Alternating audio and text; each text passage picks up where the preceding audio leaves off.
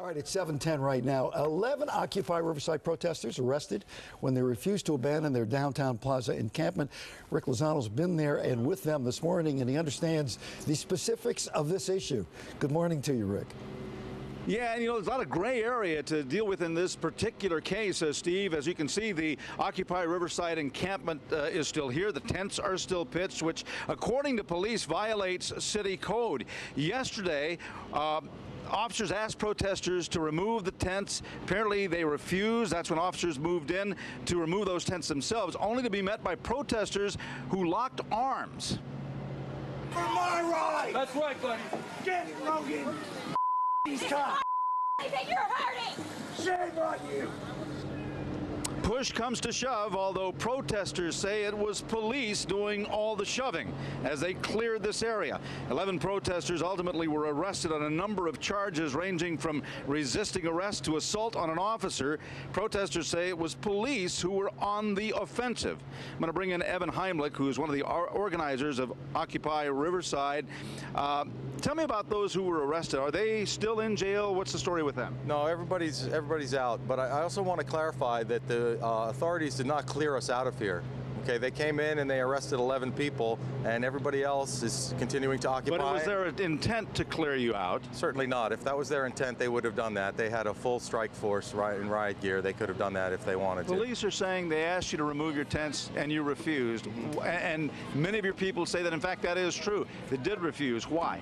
Well, they didn't ask us to remove the tents that particular day. They've asked us to remove the tents at night occasionally. But yesterday they didn't come through and ask us to remove the tents. They just came through and did a raid on us.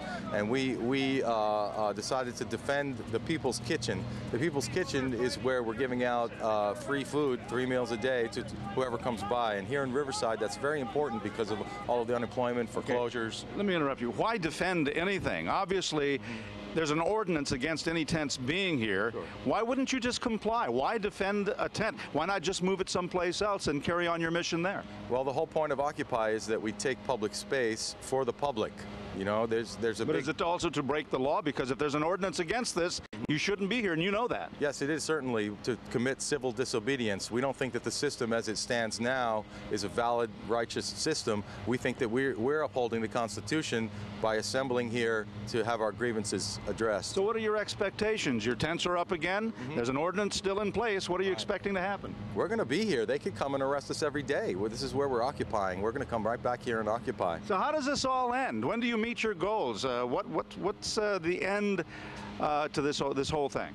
Well, a lot of people feel that there should be continuous dissent as long as the system that we're living under is as unfair as it is. So we're not focused necessarily on what the end game is. We're here to occupy and to exert pressure to try and bring about a better society. What do you think public sentiment is with regard to your position? Do you think you have public sentiment on your side? I do. I really do think so. I mean, we have a lot of people who come through here bringing us food donations, giving us support, thanking us for being out here. There's a whole lot of people who don't understand, but there's also, some people who think that we're on the wrong side of history, and I think that's wonderful because as long as people realize that there is a wrong side of history, there's a good chance that one day they're going to wake up and they're going to realize that they're on the wrong side. Evan Heimlich, thank you so much for your comments.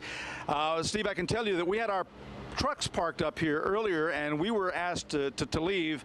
One of the officers told me that there may be some other action later this morning where they come back and ask these folks to leave once again. Of course, we'll be here for that if it happens.